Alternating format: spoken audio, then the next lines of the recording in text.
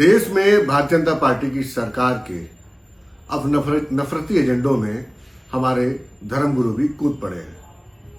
अभी अभी बांग्लादेश की जो निर्मम एक हिंदू व्यक्ति की हत्या हुई है, इससे पूरा देश शर्मसार है। ये हत्या नहीं, हम सबको हिला देने वाली खबर थी। मगर देवकी नंदन जी भी उतने ही आहत हुए जितने हम सब आहत हुए। लेकिन जैसे बात आई आईपीएल में एक खिलाड़ी को, बांग्लादेशी खिलाड़ी को सेलेक्ट करने की, उसको खरीद, उसकी बोली लगने की, और बोली लगाने वाले कौन? शाहरुख खान।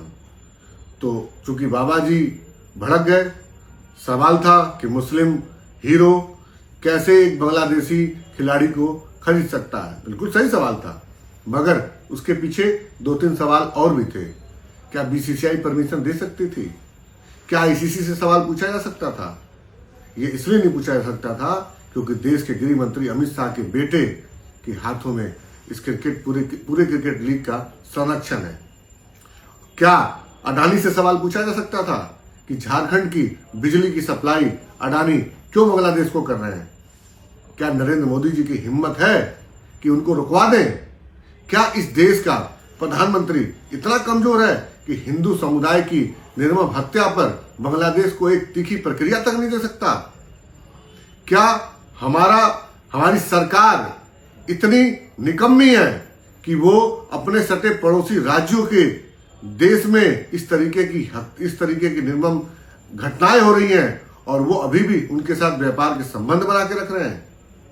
मैं सवाल करूंगा सरकार से। लेकिन ये बाबा जो खुद को धर्मगुरु कहते हैं, मैं स्पेशली बात करूंगा देवकी नंदन जी की, जिन्होंने सरकार से सवाल न करते हुए देश की भोली भाली जनता के मन में कंफ्यूजन दिया है। क्योंकि यह जवाब सरकार को देना चाहिए कि अगर आप इस मणिपुर के लड़के को, जो इस देश का नागरिक है, उसकी हत्या आप रोक नहीं सकते। इन तमाम देश की बहनें बेटियां जिनका सरेआम बलात्कार हो रहा है, बलात्कारी भारतीय जनता पार्टी के नेता निकल के आ रहे हैं, तब आप एक शब्द नहीं बोलते और तब कोई भी आपकी हिंदू भावना आहत नहीं होती, क्योंकि सरकार से सवाल पूछना होता है। और जहां आपको लगता है कि कोई धार्मिक भावना होती है या दूसरे मजहब का आदमी बीच में आता है, तुरंत आपकी भावनाएं आहत हो जाती हैं। ये दोहरी नीति नहीं चलेगी।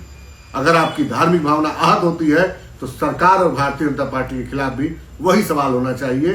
और मेरा अगर ये सवाल बिल्कुल सही है तो मैं चाहूंगा कि आप सब इस तरीके के जो भी खुद को धर्मगुरु कहते हैं, उनसे सवाल पूछना शुरू करिए कि आप सरकार से सवाल कब पूछेंगे।